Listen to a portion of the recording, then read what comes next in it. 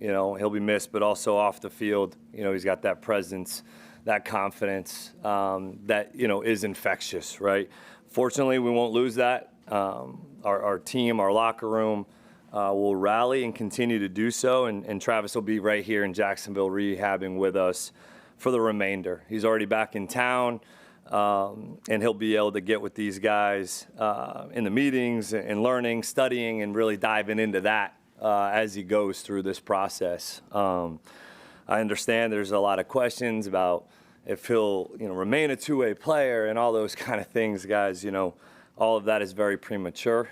And at the end of the day, like every player on this roster, he'll be evaluated at the end of the season, and we'll be able to give him his 3 better, 3 best, and the things that we need to continue to improve upon and the things we need to build on. But right now, our complete focus is on the Chargers and getting a much-needed win on Sunday.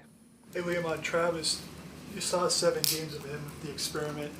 How much of a benefit will that be going into the offseason? Say, hey, this is what we think worked, this is what we got to change. Yeah, and then also looking at, okay, where do we need him most, right, in more ways than others. So I definitely think the whole thing's been a learning experiment, and but getting to know the person has obviously been the most important thing, and the type of competitor, the way that he learns, the way that he competes, the way that he practices. That's stuff that we've been able to gain valuable information on and be able to use moving forward and actually put in a continued practice.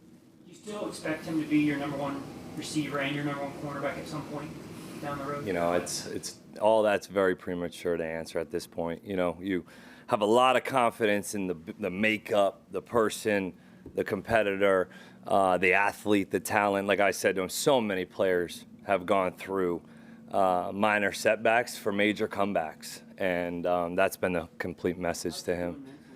When season's over, it's tough. Yeah, I think it's always that initial, shock is I'm sure a challenge, and then he's very fortunate to have a strong support group around him, and got a lot of people that care about him. So I feel very confident that he will come through on the other side of this thing. What are you not getting enough of now from Trevor? Is there anything there that you feel like he's not giving me enough of this?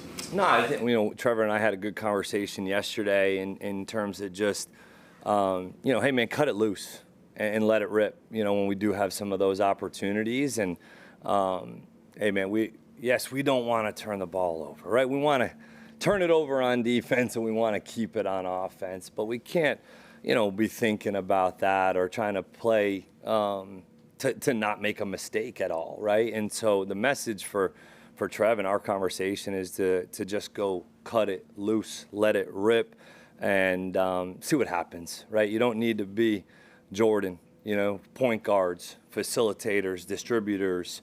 That's what we need, and that's what we talked about yesterday. So essentially just screw it, flank. I mean, not, screw the play, but just more like, yeah, man, hey, it's not all going to be perfect or how it's designed to maybe always hit against, right? There's, looks that you want to try to attack, but it's more, hey, man, let's just attack this defense. And if there's windows that pop and present, man, let's feel the confidence to cut these things loose and play freely and continue to use your legs as a weapon. At the end of the day, he did put us in a position to potentially kick a game-winning field goal at the end of that thing when the ball got down to the 42-yard line, and we had the penalty. And so I know Travis Hunter said to me after Vegas, he said in the training room, when we get in 2-minute mode, and he was obviously watching, right? He goes, when we get in 2-minute mode, I believe we're going to go do something with it. He's like, I believe that. And so there is belief that we can go down and get ourselves into a position to go score, and we did, but obviously had the penalty there, Looking at the Chargers on 3rd down, they're excellent on both sides of the ball. Yeah. 3rd down wise, what stands out when you watch LA in terms of why they're so successful on those downs? Yeah, you look, first of all, on offense, Keenan Allen's the most targeted receiver in the National Football League on 3rd down. He can still wiggle and win and separate, strong hands, smart football player, understands how to use leverage and get open in zones, right? And then obviously so does Ladd in a lot of ways, where they both have a great feel for zone and man and winning versus man and having a feel versus zone. They've done a nice job of mixing ball out plays with also the ability to run the ball on some third downs to be successful, whether it's with the backs or the quarterback. Whether it's designed or extending plays. We know when we do get our opportunities at Justin, we have to take advantage of him and get him to the ground. He's a big dude that can, make some plays off schedule. So, and then defensively, I think they're extremely sticks aware from their second to third level of their defense. The rush has obviously done a nice job getting some pressure and being able to affect the quarterback. But I think Jesse Minter does a great job. I got a lot of respect for him. And the zone coverages, they're very aware, and they do a nice job of pattern matching. How rare an athlete is Justin Herbert at that position? Very talented, man. He can make every throw, and it seems to be with ease. He's big, strong, athletic. I think they're playing to his strengths, and they've continued to try to put good skill and players around him to allow him to take advantage of his skill sets. And, I've got a lot of respect for him. You mentioned penalties. Just how much has that sort of killed any momentum, especially when it's the early downs? You get a false start, second down, or a hold, or a first down. How much does that change how you guys play? Yeah, so it's not fun, right? It's not a fun place to live as a player, as a coach, So the continued message is that we're in this thing together, and that there's things that are controllable and there's things that aren't, and are we able to control the controllables? We've talked about this, and so talking and putting it into practice in critical moments or in tighter games in the fourth quarter, the first quarter, whatever it is, that's where it has to come out. That's where it ultimately means the most. You've said a couple times over the course of the year that this team hasn't played 4 quarters of their best football. Yeah. I mean, at this point in the season, is that frustrating? How do you fix that? I think you would watch the Monday night game. I'm not sure that was 4 quarters of those two teams' best football either. So that's just the reality. It's football, man. You ain't gonna play perfect. We've played near in a lot of ways. I mean, even not playing, I guess you could say, our best football through those 3 quarters the other day. You were winning through 3. You won 3 quarters of the game. You lost a quarter and you lost the game. So how do you execute in critical moments? How do we go and take a deep breath in critical moments to reset and not chase plays and go just execute the call, man? Let's just go execute and play. So that's what we're focused on. We're focused on fundamentals, going back to basics. Anytime you go through a tough L, all I've been taught is to dive back into the details and the fundamentals and the players. Are you more interested in the mindset of your team this week than any other week? Say it again. Are you more interested this week in the mindset of your team coming out of Houston than any other week? I think the post-LA, bye sting was probably a pretty good one to get judged on in a lot of ways in terms of the way that we responded throughout the week, because it wasn't just like this all great gravy positive practices. The whole, it was a grind. We were competing. It was working through things, and the way that we played showed it at the end. And there was a guy open, but we strained. We did right longer and won and came out on the positive side of it. We do need to respond. It is part of us. And, we talked a lot about today that the soul of sport is team, the soul of sport. Why do we want our kids to play sport? Because of the lessons that it does and provides you as people, as teammates, as men. And that connection is what's going to get us over the hump in those moments and in a tough time like coming off a loss like Sunday. Do you remember where you were? Were you watching the Jags playoff win comeback over the Chargers back in whatever the hell that was? I do. Yeah, I remember watching it. I don't recall where I was. I do recall watching it though and seeing that whole thing happen, right? And so you've been on the right side of it before, right? And to be we haven't been, guys, right, in too many games this year aside from Carolina leading by that much, right?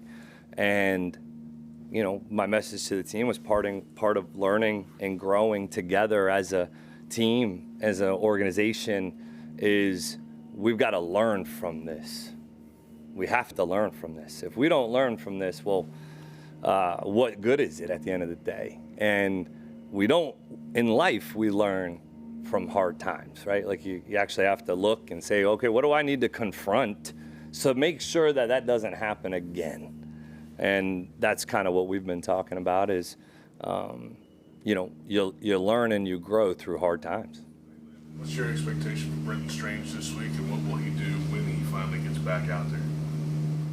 Day to day, and just see what it looks like every day. We obviously have missed Brenton, the blocking, the run game contribution, the pass game contribution, the toughness and mentality. It's more going to be just seeing how he looks out there, what he's comfortable doing, how much can we put on his plate, and what that's going to feel like, especially after getting out on the grass and utilizing it and doing things and seeing what that response is day after day throughout this work week. What do you need to see from Wyatt Miley?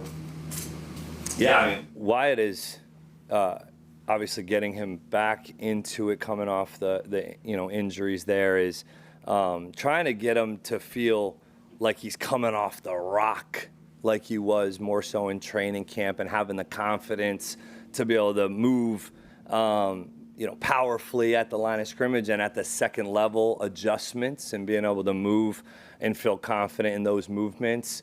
He's practicing his tail off. I never question at all the competitor, the guy that wants to be really good and is doing everything that he's being asked of, and just need to see him take that next step of, man, it's all the movements are looking pain-free.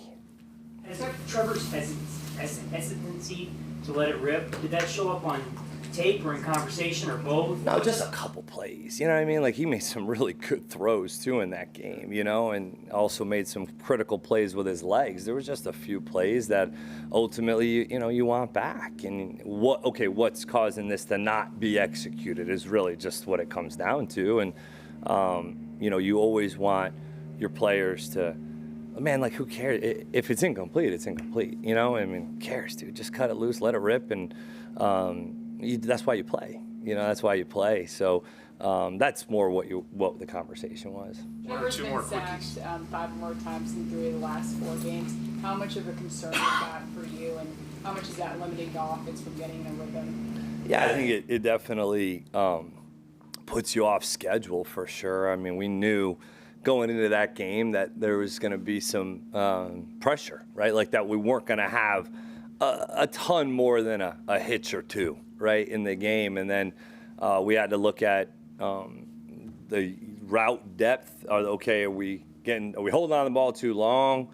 Or, man, are we not executing this block to the best of our ability, right? Like, how can we, as a group, execute protection better, right? And, against a good unit, like, that's a challenge. That's a challenge that we have also stepped up to in the past as well. And so, they got after us a little bit up front in some ways. We held on to it, maybe got a little deep a few times. Like, that stuff happens. But, I do expect us to respond this week. And we also have to continue to have a good plan for these guys to make sure that we're helping them out and putting them in a position to be successful. Pass rush has been a big talking point as of late. How do you evaluate why it's struggling and how you can get it going? Who's that? The pass rush in general. Oh, I has been gotcha. a big talking point. Yeah. Look, I think we're seeing a lot of drop back pass, I think, more than anybody else on first and second down, right? There's some of that stuff is quick game, some of it's drop back, but it's like that combination of when the ball's coming out like under 3 seconds, it's like that 2.5, 2.7 range. It's not quite quick game, it's not quite drop back, and the ball is able to spit. It's a combination of, okay, we got to be a little bit more sticks and conscious at, you know, the second and third level of our coverages in zone, and be a little bit more stickier and just patient instead of getting out of there. And then also, you know, those guys up front, you know, these are opportunities. If we're getting that much drop back, guys, we got to go take advantage of it. And when we do have them in our hands, we got to get them down. And that's just, man, that's football, right? That's pass rush. It's not that complicated. You know, we got to cover in the front. They usually go hand in hand. And when both groups are doing their job to the best of their ability, and that's all they're focusing on, usually good things happen. Okay, Coach, thank you. Thank you, Liam. Thanks, guys.